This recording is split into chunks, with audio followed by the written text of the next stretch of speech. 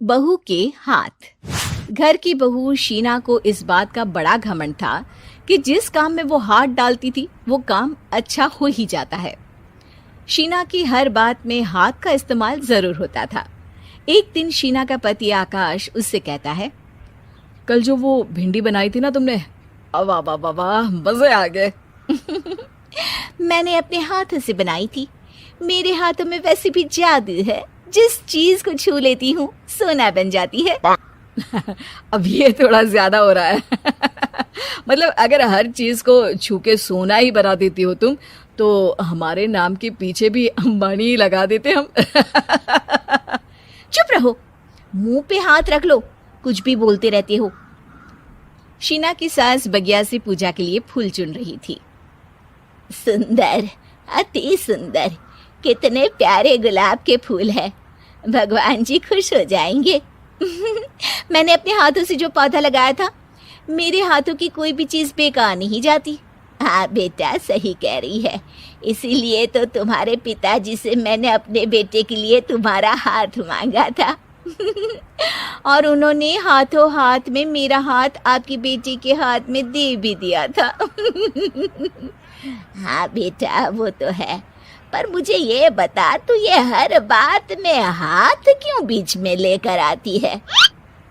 माँ जी, पंडित जी ने हाथ मेरा देखकर नैनीताल में कहा था कि मेरे हाथ जगन्नाथ हैं, मेरे हाथों से कभी कोई काम नहीं बिगड़ेगा। तो मेरे हाथों की तारीफ तो मुझे करनी पड़ेगी ना। हाँ हाँ, ठीक ही कह रही हो वैसे। तो मिलाओ हाथ इसी बात पर। शीना को न सिर्फ इस बात पे गर्व था कि उसके हाथ से सब अच्छा होता है, बल्कि घर के सारे काम भी वो पहले अपने हाथ से करती, फिर कोई दूसरा उन कामों को कर पाता। एक दिन शीना कपड़े धो रही थी। अरे घर में वॉशिंग मशीन है तो सही, खुद क्यों थक रही हो? कपड़े पहले मेरे हाथ से धुलेंगे, फिर वॉशिंग मशीन से। पहले हाथ की सफाई, फिर मशीन की धुलाई।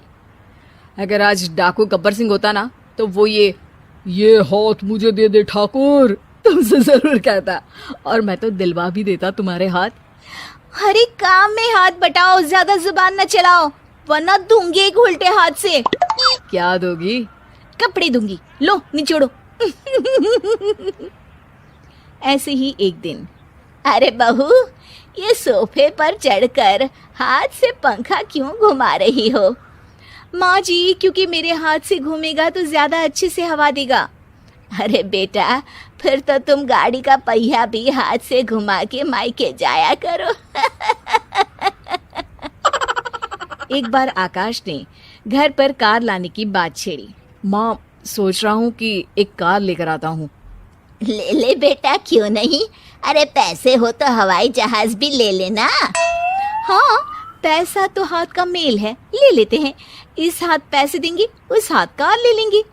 मुझे तो लगता है कि बहू कार भी अपने हाथों से धक्का लगाकर घर लाएगी।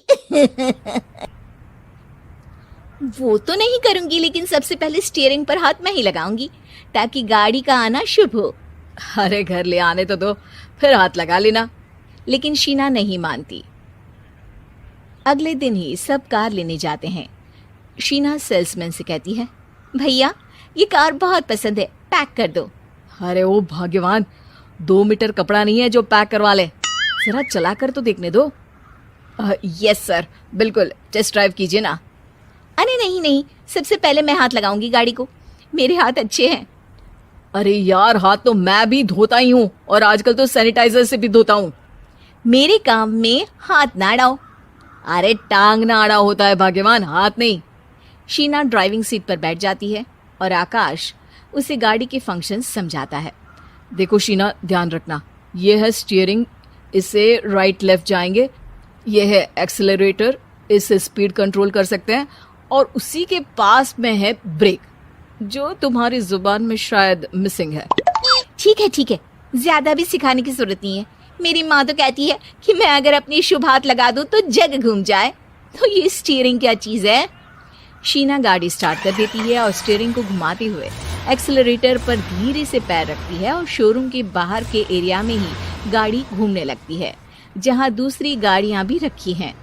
देखा मेरे हाथों का कमाल। अब ब्रेक दबा दो, आगे गाड़ी है। शीना आगे गाड़ी देखकर घबरा जाती है और पाँव गलती से एक्सीलरेटर पर पड़ जाता है। कार आगे खड़ी एक बड़ी गाड़ी में घुस जाती है। दोनों कार से उतरते हैं। सेल्समैन भागते हुए आता है। अरे 7 लाख की गाड़ी खरीदने आए थे और 15 लाख की गाड़ी ठोक दी। Oh my God. आकाश की माँ, आकाश और शीना घबरा जाते हैं। इतना सारा पैसा कहाँ से आएगा? तभी वहाँ मैनेजर भी आ जाता है। पूरा माजरा समझता है। अरे टेंशन मत लीजिए, गाड़ियों का इंश्योरेंस था। आप जो कार लेने आए थे वही खरीद लीजिए। पर मैडम, जब तक आप सीख ना ले तब तक गाड़ी मत चलाइएगा। अभी तो आपने गाड़ी बस ठोकी है, जिसका बीमा भी था, लेकिन सड़क पे चलते हर इंसान का बीमा नहीं होता। अरे मेरे हाथों से छुप भी गया ना तो उसकी जिंदगी बन जाएगी, और अगर चला भी गया तो स्वर्ग ही पाएगा। मैनेजर साहब, मेरे हाथ में कोई दिक्कत नहीं है, वो तो बस पाँव गलत जगह पर चला गया था। शीना की बात सुनकर आकाश अपना सर पीटता है और उसकी सास अपने हाथ से खुद का मुंह छिपा लेती है और मैनेजर हाथ जोड़कर माफी मांग लेता है।